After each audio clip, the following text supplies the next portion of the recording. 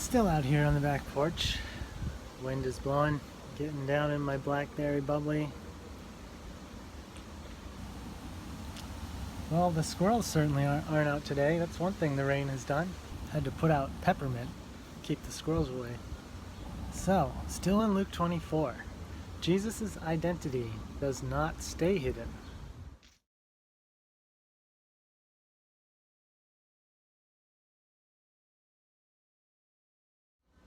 So we've come to this moment where Jesus is on the road with some disciples grieving his death, and they don't recognize him. So I've had some thoughts about how that has to do with the training of our perceptions and how our minds are conditioned to make meaning of what we see.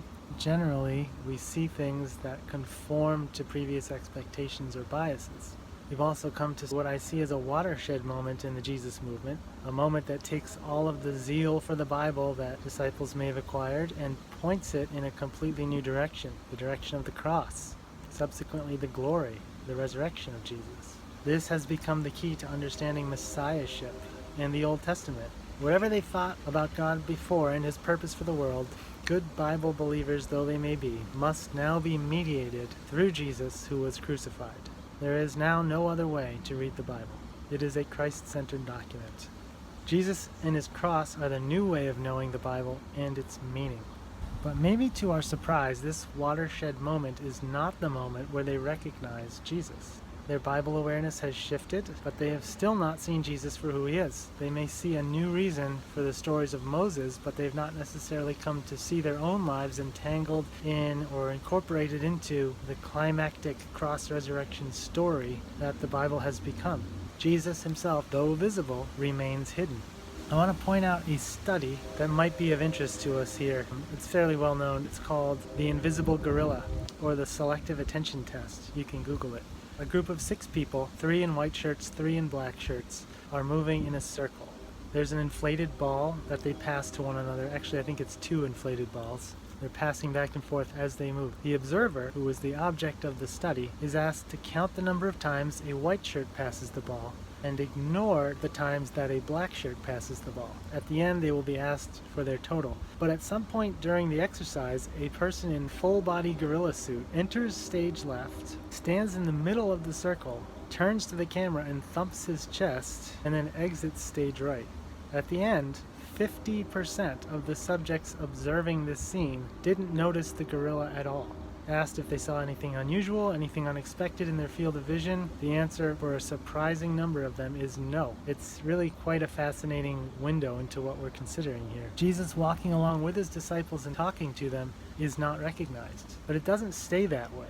His big moment comes a little later when they've stopped for the night to share a meal. Jesus, in his typical fashion, takes bread, blesses it, breaks it, and gives it to his disciples. And that is when they see him for who he is. They recognize him in the meal. He was known to them in the breaking of the bread. Jesus serves them bread, and then their vision clears and they see who he is. One thing I'd point out is that the pattern of 4 verbs here, take, bless, break, give, is the typical pattern when he serves people bread throughout the Gospels. Jesus' meals are almost always an occasion for teaching, which, as you recall, is a matter of reorienting the thinking of those at the table so that they might understand what kind of God God is. At these meals, Jesus, usually acting as the host, takes bread, blesses it, breaks it, and gives it out. Especially in the Last Supper, where you might say his action at the table is the occasion for revealing the cross, the breaking of his body. Here in Luke 24, bread is the occasion for the revelation of his identity. Jesus becomes known to them in the breaking of the bread. They didn't know he was there, and then they did. The moment of revelation was his acting to take bread, bless it, break it, and give it to them. Just as the cross has become the transformative motif that completes their knowledge of the Bible, so the breaking of bread completes their knowledge of his own literal presence in their midst. He is seen for who he is only when he hosts the disciples at a meal. So track with me here. I see 2 events on the Emmaus Road. Event number 2, what we just covered. They have Jesus with them. They don't know that he's with them. Jesus gives them the bread, and their eyes are opened and they know. Rewind to event number 1. They have the Bible. They don't know what the Bible says. Jesus tells them what it says, and their eyes are opened and they know.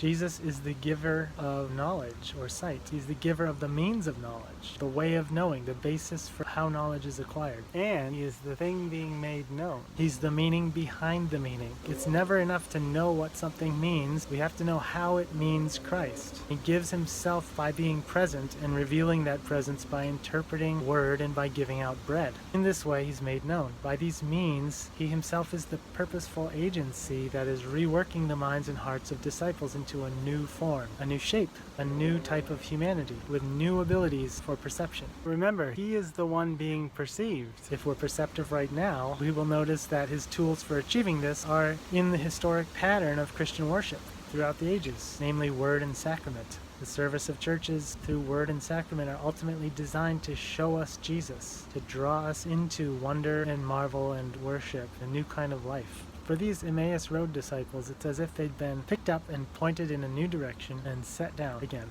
All their thoughts and priorities bent towards a different goal than they had ever expected. So much so that this is actually what they do literally in their geography. They were despondently heading away from Jerusalem, but then having met Jesus, who has restructured reality itself and their perceptions, turn around completely and head in the opposite direction back towards Jerusalem. The very direction that they're traveling on the map has reversed. The fighter jet, to get back to the earlier analogy, has been righted. The perception of the pilot has been cleared.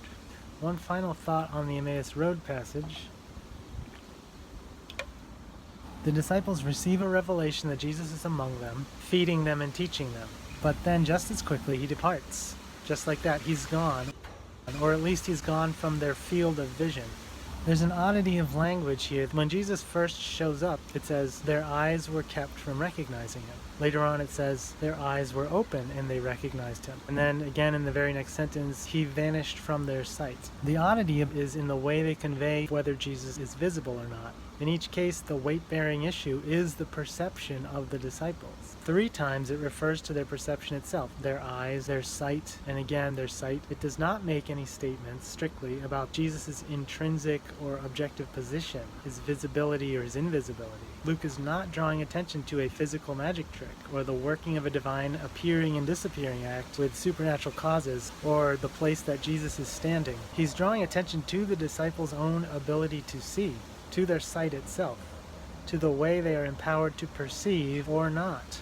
Again, this suggests to me the foundational nature of one of the themes I'm seeing, that of how knowledge, in this case vision, comes. For his disciples, knowledge and vision being transfigured. When they're empowered to see, it's because of the gift that they've been given. Jesus has revealed himself. Likewise, when he vanishes, the point is not his own vanishing, it's their sight.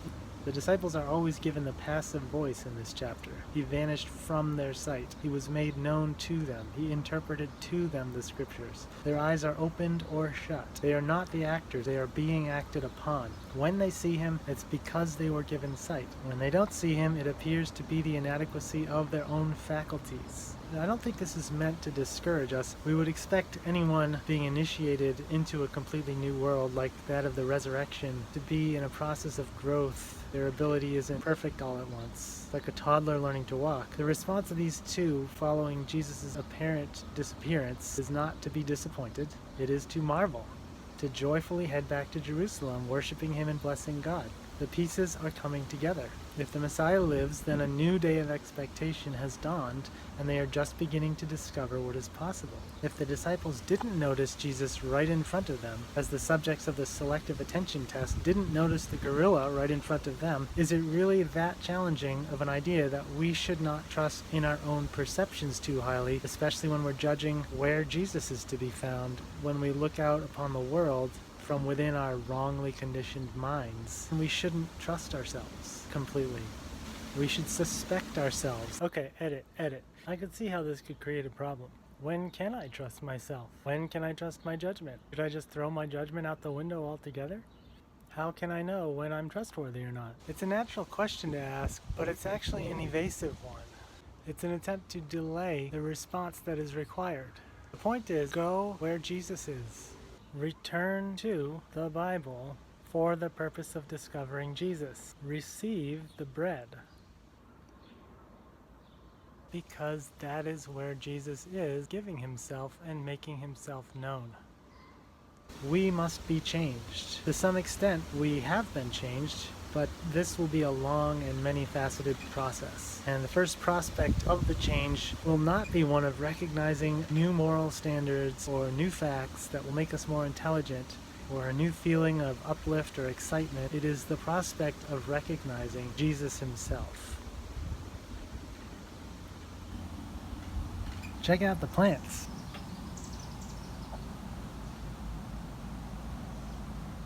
Got tomato seedlings, peppers, sage, we got basil.